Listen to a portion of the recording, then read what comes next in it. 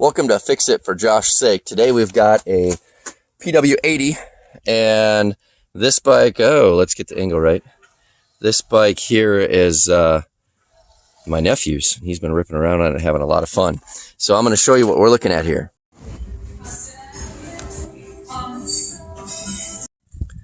In order for that wheel to come away, we need to pull a cotter pin here, and that will allow this rod to come away. And that comes down to our brake mechanism here. We also need to pull the cotter pin out of this and pull this nut out of here. And when this falls away, then the whole wheel assembly can come out. So the front shaft that we pulled off has the pin and a little washer. And then this assembly, which came off right here, has this bolt. Make sure you hold on to this bolt. And that is a 12 millimeter. And then there's the cotter pin that went into that. Now that we have those two pieces off, this whole wheel is ready to come away. Looking at the back sprocket, we've got a bolt there. That looks fine. We rotate it a little bit, and we've got the lock mechanism and another bolt. That looks fine.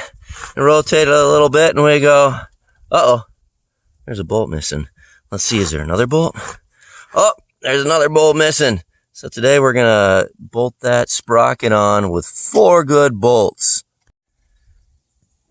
Before I get you started on taking off the wheel, I want to show the parts we got here. So Partzilla has the bolts for the back sprocket as well as the lock washer mechanism here.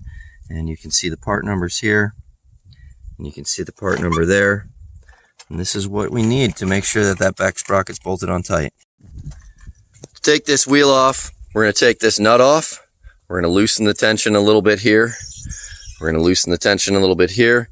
And then we're going to push this axle right through. It's going to go through the whole wheel and come out over here.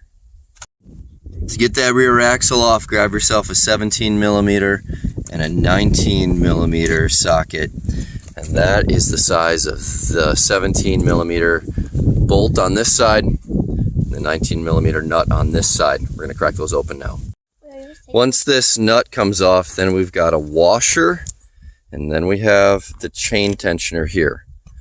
Pay attention to that. There's also a spacer inside of there. We've got to pay attention to that as well. We've got everything out. Now we're going to lift up on the wheel and pull the axle out. There it is. Now you've got another spacer that just came away. Can you show that spacer? This spacer was in there too. Pay attention to that also. I'm just doing some inspection here, and we got one tab folded up here, one tab folded up here, but this second tab on each side wasn't folded up. So just a word of advice, if you're doing any work on your rear sprocket, make sure you fold up both tabs to get that security factor. Here's the inside of how it looks. What I'm going to do is I'm actually going to unfold this tab on both of these. I'm going to tighten these up really good, and then we'll put in the new lock washer and some fresh bolts and tighten everything up really good so that we don't have some dilemma like this happening to us, or a bolt that got all gnarled up, that kind of thing. So with fresh hardware, this should bolt together real nice, and we'll have a good running bike again. For this next step, I'm going to grab my trusty 6-in-1, and this works so good for pulling these back and folding these over. Sometimes you can use a screwdriver, but I highly recommend not using your screwdrivers from a good set, because we're trying to keep those crisp for taking out slotted screws. But when it comes to stuff like this, use a screwdriver you don't really care about, because it might round out the head a little bit. So we got two kinds of sockets. You've got your 6-sided socket like this. You've got a star socket like this. And when we're trying to get a bolt like this tightened really well, I highly recommended grabbing this socket, because these sometimes kind of dig in right on the edges and gnarl up the head a little bit. This, on the other hand, has full pressure on all sides of your bolt head. So I highly recommend grabbing this type of socket when we're tightening something so important like this. If you do have a situation where your bars, we were just talking about handlebars, that was a Freudian slip. But if you do have a situation where your sprocket bolts come off of the back tire on your motorcycle, make sure you inspect everything. when it comes to the hub, and make sure nothing cracked. We have a couple distress points. We got one right here where the bolt head caught, and we have one right here where the bolt head caught. But after really good inspection on this, nothing cracked. Everything seems like it's strong and intact on all sides of this. But on your bike, make sure you did a good inspection to confirm that it's in good working state before you go bolting it back onto your wheel. We've decided that even though we have these nice lock washers that fold up, we're also going to use a little blue thread locker on these bolts when we tighten them in here, just to be sure, a little extra insurance. After having the bolts come out twice this summer, we're going to use a little extra help here to hold them tight. When it comes to Loctite, a little goes a long way. I mean, I just really even do a dab like that, and that's it. Don't overdo it. We're not saturating this. We're just putting a dab. Those thread in pretty easy. The nice thing is that these nuts are countersunk into this, wheel assembly, so they don't even need to be held by a wrench because they're held by the actual wheel face. We've got these bolts tightened really good. The nuts sunk in real nice in the back here. And now we're going to use the 6-in-1 and fold up all 8 of these tabs so that these bolt heads cannot spin no matter what. After we use our 6-in-1 and got them folded up pretty good, now you take your pliers like this, grab that tab, and fold it up real snug so that it really holds this bolt and doesn't let it spin. So we're going to go around and do that on all 4 of the faces of these bolts so they all are locked in. That's what I'm talking about. Got those locked on there, those locked on there. This is the hardware store bolt. We're waiting for the new one to come in, but we're going to run this weekend like that. Got those locked in.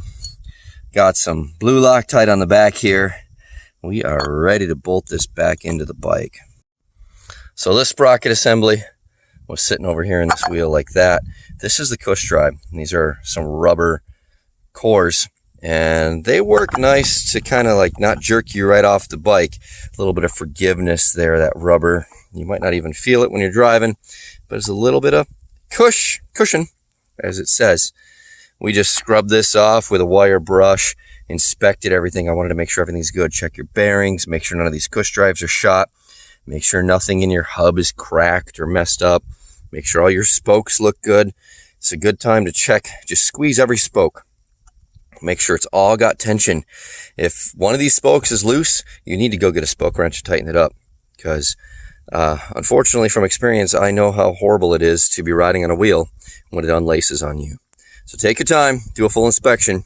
Once everything looks good, then we get a thumbs up and we're like, okay, let's put it up here on the bike and get it running again. Since we had the brakes off, did a full inspection on this. Everything looks good on this wheel. Clean the brakes a little bit.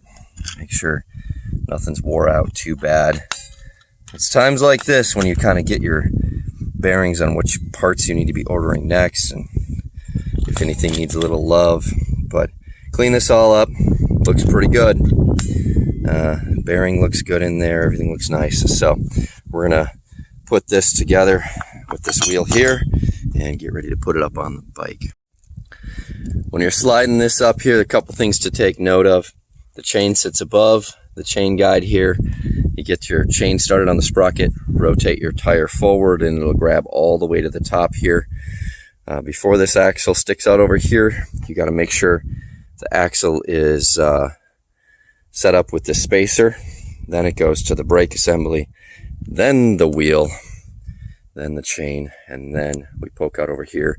Before you start tightening anything down, you got to have your chain tensioner on here, which there it is. And then you stick this chain tensioner on there. Next, we're going to need a washer, and then we need the nut. That is the beginning. We're not tightening anything down yet. That's the beginning of getting this axle back on and the wheel back in. Now we are thinking about the brakes. Going to put this rod in, put the cotter pin back in, and then we're going to put this bolt in to hold this arm in place. We got all our pieces set in here. We've got the cotter pin back in the brake rod. We've got this bolt in with the cotter pin. We've got this axle tensioner set. We're looking up in here at the spacing to make sure that's pretty even. We're looking down in here to make sure the spacing is even there, and the same on the other side. The last thing we're checking is we want 1 inch of play in the middle of this chain. When we have this set just right and everything's squared like we just talked about, we also want this chain to have about 1 inch of play, which from my eyeball, that looks like about 1 inch. So we're gonna grab our sockets again, our 17 and our 19. We're gonna tighten these bolts in, and we're gonna call this back wheel ready to run. Man, this kind of stuff does my heart good. This is why we wrench around and work on things, so we can go out here and have some fun together. So thanks for watching my videos as we fix it for Josh's sake. I had a good time working on these bikes today, and if you find yourself enjoying what you saw, go ahead and give us a thumbs up or a like or subscribe, and maybe tell us what you enjoyed or what you're working on. Sure love to know about it. Thanks for watching as we fix it for Josh's sake.